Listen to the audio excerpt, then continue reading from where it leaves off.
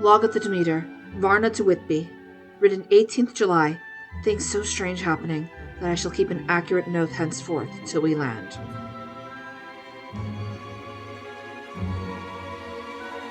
It's time for Dracula Weekly. It's time for Dracula Weekly.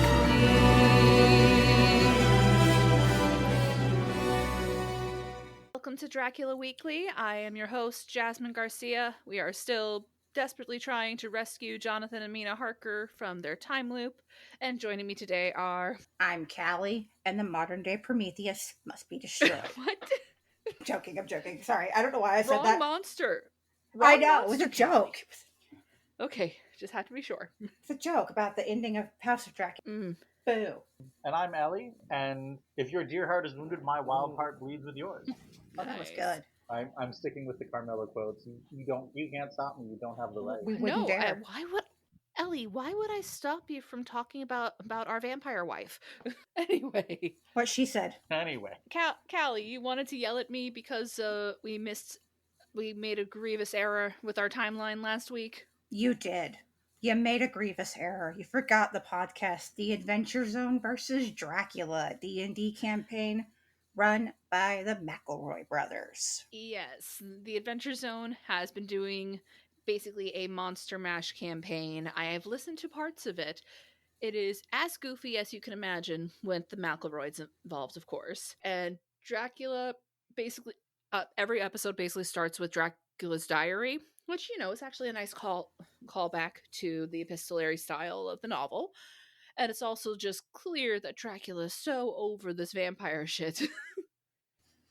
Well, that's a twist from the usual.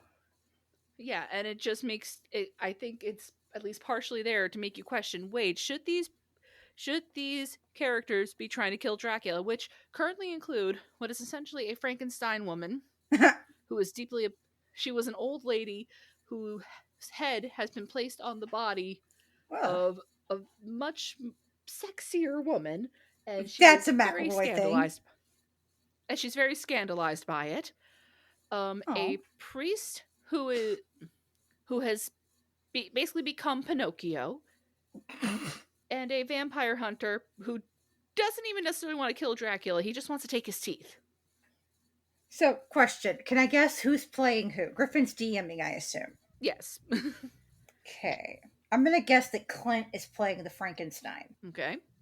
I'm going to guess that Travis is playing the priest. No, Travis is playing the vampire hunter, and Justin is playing the Pinocchio. You only got one right. Okay. I will tell you that much. Which one? You can't just leave me hanging. Fine, you got Travis right. Oh, I knew Travis. I know my boy. Sorry about this, Ellie. I was gonna say, as someone who plays Dompire in D&D, I have to admit there's something kind of fun when people kind of react like, oh my god, a vampire in D&D. I'm just sitting there like, Strong. Yeah, man. One of my teammates is a homebrew race that are coral people from the moon. Like, I am not even the weirdest thing in this. Strahd. Enough said. Strahd is a canon adventure with actual vampires. The Curse of Strahd. Vampires exist in D&D. It was just like they had to make a second version of them because you can't actually play as a vampire as a PC, or else you'll be wicked overpowered. It just reminds me of the Jessica Jones show was a really good example of the same logic frame where everyone was like, how do you mean this guy has the power to control minds? That's absurd. I'm like, man, a guy changed into a giant green monster and fought aliens in front of the world in the middle of New York City. Maybe we could suspend our disbelief for 5 fucking seconds. And maybe logic shouldn't get in the way of doing fun and wacky creative stuff because it's fun. Exactly. It's fantasy. It's not real. I will also say that I love that part of fantasy stories, horror stories, where everyone's basically figured out what the monster is, fuck, we gotta deal with this. It's pretty fun, yeah. Dracula's after someone, it must be Tuesday. Hey, Dracula, we thought you were dead. Surprise! I am here. God. I am not dead. I suppose we should get on the actual subject Yes. of Dracula. Yeah, at probably. this Yes, we point. should. We did a nice pivot there, though. Yeah, no, it was fun. It was fun. But no, so basically we have finally reached the Demeter era of this novel, and The they what are era? not having a good time The what on era? that. The Demeter, the ship. Oh, okay. I was like, I never heard it called that. So. Not the boat. Yes, the you era. have. Not the boat. The era. Well, everybody calls it air. Everybody uses eras these days. Anyway. Yeah, fair. Dracula's on his own Eras tour. They're just all about killing people, though. Not to say that vampire fans and Taylor Swift fans are like the Venn diagram isn't a circle, but it is a stack of pancakes. So I don't think. Yeah. I am in one of those circles. Exactly. Lucy Westenra would definitely be a Swiftie. Yeah. Man, that sentence makes me unhappy. I'm sorry. Pat, Ellie. But yeah, anyway, we are on the Demeter, and for those of you who don't know, that is the ship that Dracula basically stowed away on to get to England. It is basically a bloodbath. Do we put Mission Impossible or Pink Panther theme while he's sneaking around the ship? I think we put on the Halloween theme, frankly. Ooh, yeah, because as I said before, the book version of Dracula Weekly has like tweets and fan art from people, and someone definitely said like everyone is in a different movie right now, and the crew of the Demeter is in a slasher movie, basically, which is why they made that movie. They made a movie, The Last Voyage of the Demeter, that was functionally a pretty fun little slasher movie. You've got a closed location where people can't leave. You've got a monster that is functionally invincible. There's your slasher movie. That's a slasher movie. Correct. So yeah, throw in the Halloween theme. Fair enough. I mean, Pink Panther's just fun because he's sneaking around. Da-da-da-da. Yeah, but that's too goofy. Dracula's goofy. Dracula's kind of goofy. Well, yes, like River mentioned in the Reluctant Immortals review, it can be difficult to take Dracula seriously these days. Although I have to say, one of the cool things about reading the actual novel, I do feel like it's helped me kind of get into the mindset of the audience that was there when the first came out, For sure. Vampires weren't nearly as mainstream.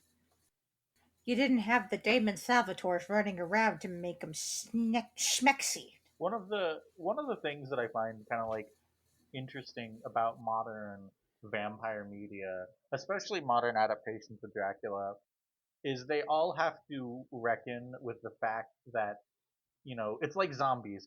Everybody basically knows the setup for how a vampire works nowadays.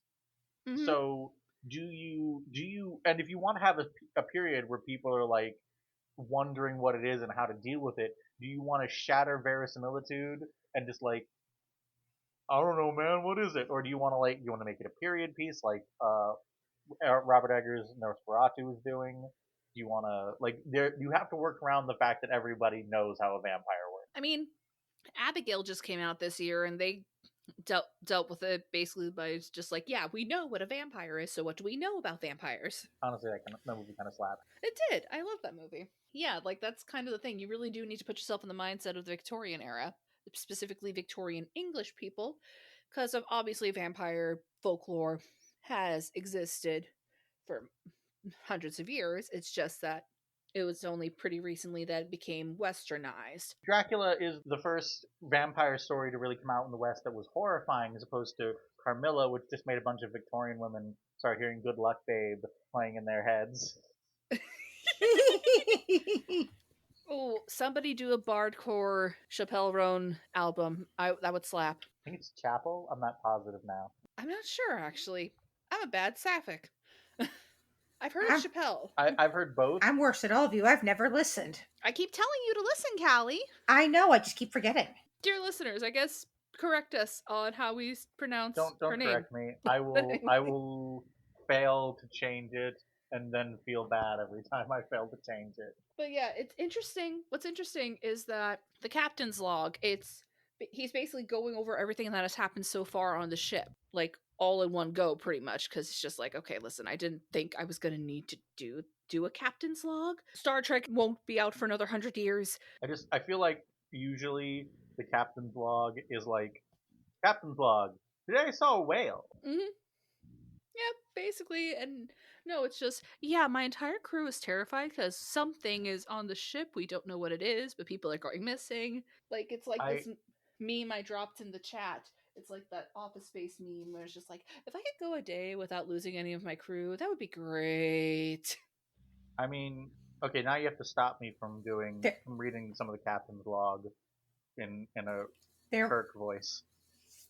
I mean, on July 13th, past Cape Matapan, crew dissatisfied about something, seemed scared, but would not speak out. There was a whale. There was a whale on the ocean, and it made me angry. wrong novel. Sorry, Jazz, you brought up a whale in a boat. It was right there. Oh, God. And hey, there is connection between whales and Star Trek, so it works. Captain's log, we're transporting some whales from 2,000 years in the past. This movie sounds stupid, but it's actually really good. And not to mention the Moby Dick connections to Wrath of Khan, actually. I have not seen Wrath of Khan, in fairness, but I do know about that. So technically it counts for IER. 80% of my exposure to Star Trek is... okay, actually I'm going to have to lower that percentage now. 60% of my exposure to Star Trek is just the movies. 20% of the remainder is walking in while my partner is watching it. Yeah, that most of my exposure is my father watching it. That makes sense to me. And then 10% of it is Paul Wesley. Yes. Back to vampires. Anyway.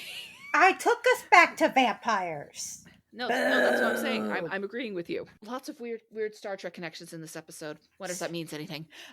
Probably. But yeah, spoiler alert, this voyage is not going to go well for the humans. It never does.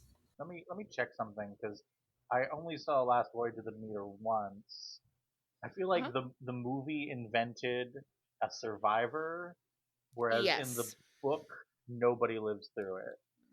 Nope, exactly. Because, I could see why if you're going to make a whole movie about this tiny portion of the novel, you're going to have to make some shit up. I mean, like, it's also just kind of like a bummer.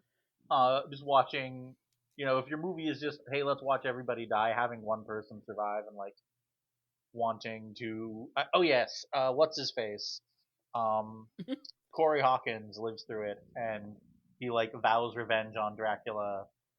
I presume is a sequel setup that we're never going to get because no one went to see that movie besides me. Yeah. Also, people made the argument that, we know what happens in Dracula, like, unless you're planning on changing it by getting Corey Hawkins involved. Which, honestly, that could have been interesting. Especially given, like, I know, like, he's a black man who either wants to be a doctor or is a doctor. Either way, that would actually be really interesting to add into the Dracula narrative. Mm-hmm. I mean, like, I think that part of the problem with that logic train is that Universal is still kind of desperate to do the Dark Universe. Oh, yeah. We know. The central problem is that, like, people, you kind of have to make a really good movie or a really cheap movie to get people to see them. Like, The Invisible Man still our high watermark there. And that movie is both really good and made a fuck ton of money. But, it sure did. But it only made a fuck ton of money because it was extremely cheap. Like, if I guess if Last Voyage of the Meteor had made that much, it would have been a modest. But, like, I don't know. I feel like the Dark Universe thing is just something that they're still obsessed with doing. I think it's a bad idea. No. It's a great idea. Well, here's the thing. With the way Hollywood works as of now, probably yes it is. Okay, fine. But the basic idea of taking what is essentially the granddaddy of the cinematic universe and trying to bring it into the modern era, if it was being made by people who genuinely just wanted to make modern Universal monster movies, I think it could work. It's just that they're doing it for the wrong reasons, as most Hollywood execs are. And boy, do we have a pitch for you. Exactly. I mean, exactly. I think you could probably... I think that the problem is that people are... My honest suggestion would be Dracula movies have existed since before there were, like, Dracula predates sound in movies if we count Nosferatu, which we do. You got to get, maybe I'm just like trying to sneak my way to get them to include Carmilla or something, but like you got to go for some alternate takes. It's the same opinion I have with Yeah. I've joked about they should cast Kirsten Stewart as Joker in the new Robert Pattinson Batman. Man, this is gonna be our 6th live action Batman. You got to do something different. That's very fair. Like, you do really need to do some twists on it to make it good. And yes, absolutely get Carmilla into the mix. I feel like she's always kind of belonged there, but never got the attention because, She kind of got shunted homophobia. off to, like, I've made this joke before, and I'll make it probably again next episode, to, like, Italian horror movies, rather than Universal monsters. I mean, Dracula's Kinda. daughter as well, kind of. Like, We should probably talk about Dracula. And then you get Pop Funkos that no, I was just going to say that you get Tom Cruise who doesn't want to release his likeness for Pop Funkos, and that's how you don't get the Dark Universe. And they go on eBay for $50. Tom Cruise, man. I like Tom Cruise a lot as, like, an action star, primarily because he's insane. He's gonna die. He really is. it's like Leonardo DiCaprio trying to get an Oscar. No, it's like he's gonna die doing one of those Mission Impossible movies, and they're gonna find his corpse and he's gonna be smiling. Oh, God. Like, I appreciate the man for being willing to risk his life and limb to make those movies interesting to look at. But man, he is not suited to being in a horror movie. No. We've seen The Mummy. It's a lot. It had potential. I've salvaged it, but that's not the point. No, it definitely had potential. I'm sure we'll talk more about that at a later date. But yeah, I'm demanding it. I'm putting my foot down. So I mean, hey, you all got wishes now. I just don't know where I'd put it. Not the point. Yeah, but anyway. So yeah, the Demeter's doomed, and then we go to Dr. Seward, where if he wasn't already in Dracula, he would have probably ended up being like a top-tier mad scientist from Gothic literature. Yeah, I see it. Like, the whole vampire thing stopped his mad scientist arc. I just want to kick him. I just want to kick him to the curb. Eat this man into oblivion. He is surprisingly blasé about Renfield fucking eating birds. Dude. Live and raw. Sir. Like, all he has to say is, no, you may not have a cat. No. Don't give that man a cat. Maybe just don't give him any animals at this point. I could have told you the way the birds were going to go. Not flies, not birds. Yeah, you get nothing. You lose. Good day, sir. That should be the energy that Dr. Seward is giving him, and yet... on the other, to briefly shift to Dr. Seward's defense, I do understand the energy. It's like, man, this dude's eating live bugs. I don't know how far we can take it. Stop! I do... And also, it is heavily implied in the text that part of why he's focusing so much on this is that he's heartbroken over being rejected by Lucy. Womp womp. That is no reason to watch a man eat live bugs. No, it really isn't. But listen, men will literally watch a man eat live bugs and live birds before going to therapy. Therapy didn't exist yet. Freud doesn't exist yet. He is the therapist. Yeah, that's the thing. He Freud is the therapist. Full of shit and wrong about so much stuff, and he's not even there yet. Actually, I think Freud is there yet. I'm not 100% sure, but wait, hold up. He might be there, but he's not like famous yet. When is Dracula published? 1897. Okay, yeah, we've got the startings of Freud. But yeah, you're right. Dr. Seward is the therapy, unfortunately.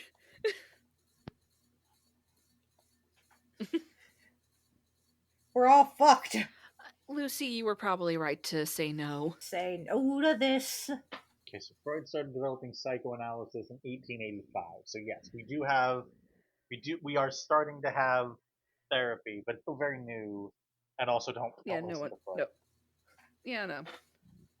Freud is an idiot. We do not listen to Freud in this house, which is why when I finally release the Alchemist's Daughter episode and we finally get to the sequel, a lot of y'all are going to yell at me. Freud has so many things to answer for. Sexism, bad psychotherapy ideas, making David Cronenberg make his worst film, incest. So who's the bigger bad guy then, Dracula or Freud? Freud. I could excuse murder, but I draw the line at incest. That might be the most legit take on that one. What I'm late planning for my wish, I'm not certain I can say the same. I can't actually say the same either, but I'm going to say it anyway. Look, I'm just saying, one of my favorite characters from the book I'm going to suggest is weirdly close with her twin sister. Saying. Anyway, Jazz I don't know, knows. Jazz knows. Sigmund Freud did lay the groundwork for a lot of stuff that would eventually become useful. Because Dracula just killed a bunch of people. I mean, yeah. Dracula's more interesting. Dracula is more interesting. Although, interestingly, like, one of the things that I forget every time I reread Dracula, I remember that I'm just like, man, Dracula is not sexy in the original text. Like, hot Dracula who fucks is basically a Bela Lugosi. Yep, and they just kept on cranking it up ever since. Didn't that fucker from the Hobbit movies play Dracula at one point? Richard Armitage, you mean? No, I realized No. that's not super helpful. Martin Sheeman, or whatever his name is? No. Freeman? No, I'm gonna get the Aiden name. Turner? Oh, Luke Evans. Luke Evans. Okay. Luke Evans. Evans. Yes, that's true. Luke Evans has played Dracula in Dracula Untold. You gotta be fucking kidding me. Man, that was a fucking movie. That was another attempt to make The Dark Universe, yeah. a dark universe happen with the also pretty bad Oh my god. Yeah, it literally ended with Charles Dance Vampire saying, "Let the games begin." Like, they were trying so hard to make that the beginning of the Dark Universe. Charles Dancepire. Dancepire. Was it worse than Dr. Henry Jekyll in the fucking Mummy? Was it worse than that? I gotta think about that. Yeah. Because, man, Dr. Jekyll is like fucking shoehorning that shit in there. Okay, but Russell Crowe is like one of the few good things in that movie. Yes, along with Jake Johnson, not the point. And Sophia Boutella. I mean, Charles Dance is apparently in Guillermo del Toro's Frankenstein, so we'll see. Ooh, I'm still angry that Andrew Garfield will not be in that, and we replaced him with Jacob Elordi. Yeah, that's fair. But you know what? I trust Guillermo del Toro. The man has not made a bad movie. That is yet. true. Got a point there. Got a point. But who was Andrew Garfield playing? Yeah, The Doctor. Oh, Oscar Isaac's that would still be in it. Isaac. Yeah, Goth's true. Still in it. We love her. Yeah, whatever happened with that like kicking allegation? That what allegation? Didn't she like kick a crew person in the head or something? I wasn't aware of that. I think but- Sam mentioned it in Shit. the previous episode, but anyway. oof. Not good. Don't do that. I never. Pro tip. I gotta look into that actually. Let me see if anything ever came of that, because I'm guessing not, considering Maxine's still being sent out without any comment on that. Hang on. Pro tip: don't kick crew members in the head, people. Pro tip. I haven't seen Maxine either, but I didn't. Okay, here's my hottest of possible hot takes about horror movies. I didn't actually super love either X or Pearl, and it was extremely weird to me sitting there for like 2 years while everyone's talking about how these are the best horror movies out. I'm like, are we watching the same movies? They're fine. Like, Mia Goth's really good in them. Did you enjoy Maxine? I haven't seen it yet. Oh, okay. I really Well, that liked- answers- I really liked Suspiria. I really liked Infinity Pool. Don't go see Infinity Pool. You will be very mad at me. High Life. She's very good in High Life. Again, don't see it. You'll be mad at me. Okay. That seems a lot of movies you'll be mad at me. I'll be mad at you for. Look, I have. Would you like a whole host of movies? I'm like, oh, it's a great movie. Don't watch it. You'll be really mad at me. I have those too. It's okay. I feel she played. Wasn't she in Emma? The Anya Taylor-Joy Emma. Yes, she was. I like that one. Okay, so it was an extra, not a crew member, but yeah, so she is currently being sued for allegedly kicking him in the face and taunting him about it, so we'll The see where that fuck? goes. Don't We'll see do where that. goes. Pro tip: don't fucking do that. Yeah. There's a lot of people who could use that pro tip. So, let's try to end this on a better Yeah. note. That sucks. Yikes on a Yeah. bikes. This movie needs an Ellen Ripley. Or this book needs an Ellen Ripley. That's my hot take of the I day. mean, that's Van Helsing, I would argue. I haven't met him yet. That is true. Couldn't say. It's super interesting to me because I feel like Van Helsing if there's a character aside from Dracula, Mina, and Lucy who's going to show up consistently in other adaptations, it's going to be Oh Van yeah, Helsing. definitely. And he doesn't really show up until Act 3. And speaking of Callie, let's talk predictions.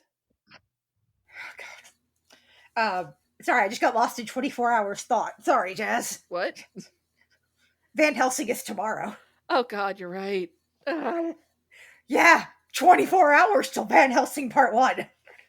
Ellie, for context, it's this podcast that basically is doing what if the Dark Universe kept on going and was actually good. And their Van Helsing episode is dropping tomorrow, and we are very concerned. Part 1. I've looked a little bit into that, and I sort of have the same problem with that I have with a lot of fan projects of that nature. You know, what if X was actually good? Which is that, like, man, movies are miracles. Every single movie should not exist. And They don't claim that the Mummy's good. Quite the opposite. no. My point is simply that, like, I don't know. I feel like I run into this problem where, like, I know enough about the way movie productions actually work that I feel like I always feel like, yeah, man, that's an ideal world. Well, yes. In actuality, you're getting rained out half those days, you know? Or, yeah, they acknowledge it. Like, they're well aware. No, Okay. we know these are not movies. These are ideas of movies. This is basically one of my favorite... That's like they acknowledge, like they are well aware of how movies are made. Like one of them is a professional critic. Like it's not so much that they're trying to. Okay, fair enough. It's not so much that they're trying to say Hollywood, you're so stupid for not doing this. This is just like they initially said this is probably a terrible idea, but then they kind of got into it. But so it's just these are ideas of movies. They specifically say they cast John C. Reilly as the Invisible Man. I mean. One of my favorite exercises that I ever did in any of my film schools was, you know, our teacher had us write a screenplay, like a 10-page short film screenplay. And you sit in front of the class and you read through it. And you pick up first student screenplay, read through it. Can't afford that. Can't do that. Can't do that. Can't do that. You'll never be able to do that on the budget you get for your first short. Yeah. Like, and it was just like really striking, like. You gotta actually be aware of what you can do, and so that's always in my absolutely. head. So I apologize if I'm kind of like oversensitive to that. No, shit. that's it's fair. It's a super fair criticism. It's just they're kind of aware of that criticism. That's not what this is. That said, John C. Reilly is the Invisible Man. Man, I will watch. Oh yeah, no, they basically make it like a slapstick heist comedy, but then takes a twist towards horror at the end. It's great. Excellent. It's and they do his voice every time he pops up in a script. That's impressive. He does not have an easy voice to imitate. Yeah, no, Dylan's best at it. Dalton's okay at it. Listen, I still cry every time at the end of House of Dracula Part 1. I know, Callie. You should give it a shot. You should give it another go, Ellie. I think you might have fun with it. It's very gay. Oh, it's the gayest. I'm really straight, unfortunately. LOL. Lies. There's lesbians in Phantom of the Opera. Interesting. Monster hunting lesbians and Derby Girl. She was on a team called. I have to share this one, Jess. Sorry, last thing. Ellie, she was on a team called the Portland Polterdykes. I'm just like wondering, like, man, you can include Phantom of the Opera in your fucking dark universe. Okay, what is his skill? Well, he's pretty good at navigating one building. I mean, that's the funny thing. They actively acknowledge that too. It was like you know, it was like that one Netflix superhero show. You've got this woman who's super strong and invincible. You got this guy who's super strong and invincible. You got a guy whose abilities are very impressive if you know that he's blind. No, the movie is. You've got Iron Fist, who can be super strong and invincible in one fist. This movie is technically called The Phantom of the Opera. Man, just bring in the Phantom of the Paradise into your Phantom of the Opera. Just bring him in. That's my favorite Phantom of the Opera adaptation. Maybe I should make that my wish. So this just became the Monster Mash episode. Yeah, apparently. That's why I said the modern Prometheus must be destroyed. It's a Dracula reference. He knows what he did. I mean, if you ever want to do a proper Monster Mash, I have a treatment somewhere around here. I'll tell you about it sometime for basically a Monster Mash movie. Please do. I'm intrigued. I'm gonna go cry after this. Hang on. 'Cause now I'm thinking about the in-house Dracula again. Predictions. You were Yes. in prediction. Van Helsing will show up soon, and he's gonna start solving problems. He's gonna start being a detective. What's your definition of soon? Next couple of chapters. I don't know where we're at in the story. It's okay. Keep going. You asked for predictions. I know. Keep going. It's fine. Number 2 is obviously we know the crew is all going to die, but they're going to die in some weird ways. It's not just going to be feeding. Someone's going to get thrown off the boat. There will be bodies floating in the sea, just bobbing along. Mm-hmm. Okay, that's a sound. Number 3, Mina and Lucy will show up again soon. What's your definition of soon? Next couple of chapters. Okay. Number 4. Jonathan is going to be traumatized when he shows next up and is going to constantly be looking over his shoulder. Fair enough. Do you think he's going to make it back to London? No. Fair enough. Dracula will not allow it. Number 5. Dracula is going to be very sad that Jonathan actually left and confront him about it. Ooh, interesting. I don't know. It'll be like when your ex shows up in a rom-com. Yeah, basically. That's the vibe. Hey, any other thoughts? Don't give Renfield a cat. No. Don't give him any more birds either. Instead, take that cat and follow Shammy's advice at yeeting said cat at Dracula. Because that's currently one of our plans here. I feel like that one needs a little bit of workshopping. Yeah, I agree, because unfortunately that really only worked in the 90s mummies. I don't even know if Dracula doesn't like cats. I mean, we know Carmilla likes them. Yeah, Carmilla also likes eating. I mean, what?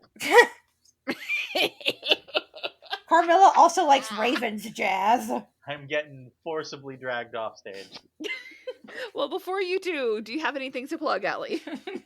You can all find me on Twitter, Tumblr, Medium, and Letterboxd, as Jasmine reminded me before we started, at LSR42. My Tumblr is football and tuxedos with dashes in between everything.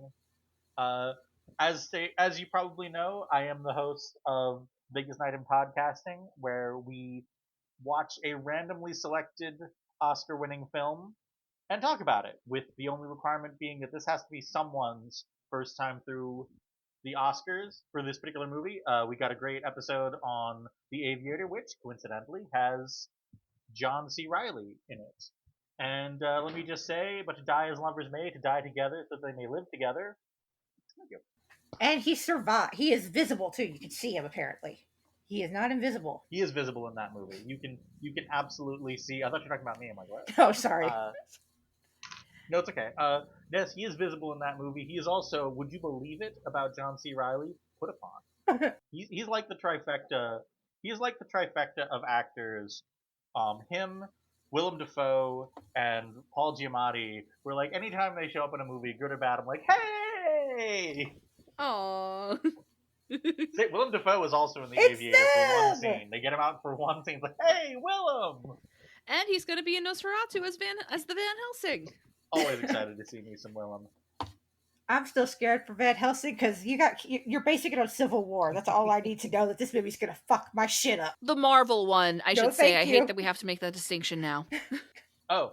Yeah, that's one of the inspirations for Van Helsing is Marvel's Civil That War. Sure is a movie.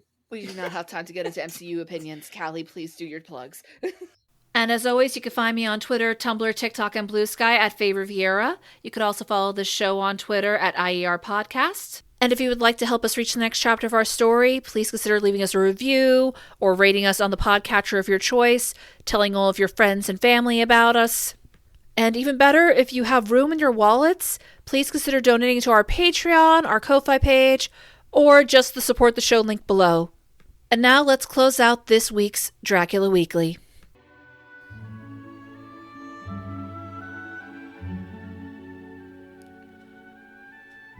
If only I could have as strong a cause as my poor mad friend there. A good, unselfish cause to make me work. That would indeed be happiness.